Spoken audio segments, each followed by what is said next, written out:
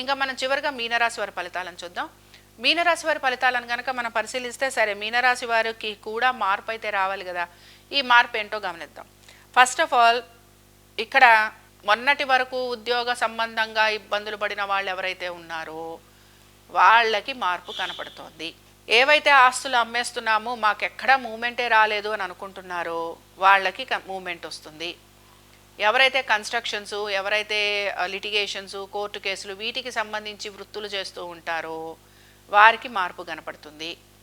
ఎవరైతే real estate వ్యాపారాలలో ఉన్నారో వారికి కూడా మార్పు కనపడుతుంది. ఇక వీటన్నిటితో పాటు సంతానానికి బాగానే ఉందని చెప్పుకుంటున్నాం కనుక నేను దాని గురించి ప్రస్తావించను.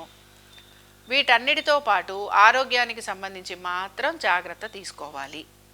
సో ఒక రకంగా లాస్ట్ వీక్ చెప్పినట్టు గుర్తు, మీరు ఉద్యోగాలు లాంటివి ఏమైనా మారాలనుకుంటున్నారు అని అనుకున్నాం కదా. అలాగా మీరు ఏమైనా ఉద్యోగంలో మారినా, కాంట్రాక్ట్ బేసిస్ మీద ఏదైనా పనులు చేస్తున్నా, వాటికి సంబంధించి మీకు కమిషన్స్ లాంటివి ఏమైనా రావాలన్నా అలాంటివన్నీ కూడా వచ్చేందుకు మీకు అవకాశం ఉంటుంది. సో ఒక చేంజ్ అనేది కనపడుతుంది. చాలా కాదు, కొంచెం కింద స్థాయి నుంచి మళ్ళీ నెమ్మదిగా పైకి వెళ్తున్నారనమాట. సో పైకి వెళ్తున్న ట్రాన్సిషన్ మనకు కనపడుతుంది.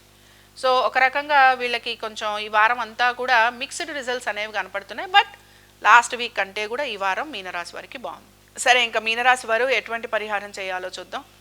మీనరాశి వారు కూడా ఇక్కడ ఒక రకంగా మనసుని కొంచెం ప్రశాంతంగా ఉంచుకోండి. దైవ దర్శనాలు లాంటివి చేసుకుంటూ ఉండండి. ఇష్టదేవతారాధన చేయటం మీకు ఇంకా మంచి ఫలితాలు ఇస్తూ ఉంటుంది. ఇష్టదేవతారాధనతో పాటుగా రాముల వారిని ఆరాధన చేయండి. సీతారాములు ఉంటారు కదా, సీతారాముల వారిని ఆరాధన చేయండి. సీతారాముల కళ్యాణం చేయించటం, సీతారాముల వారికి అర్చన చేయించటం, సీతారాములకి సంబంధించిన స్తోత్ర కథనం అంటే రామరక్షా స్తోత్రము, రాముని యొక్క అష్టోత్తరము ఇలాంటివి చదవటం, ఇలాంటివి కనుక మీరు చేస్తూ ఉంటేనండి నెమ్మదిగా చక్కటి మార్పులు అనేవి మీకు కనపడతాయి. ఇవి ద్వాదశ రాశుల వారి ఫలితాలు. శుభం.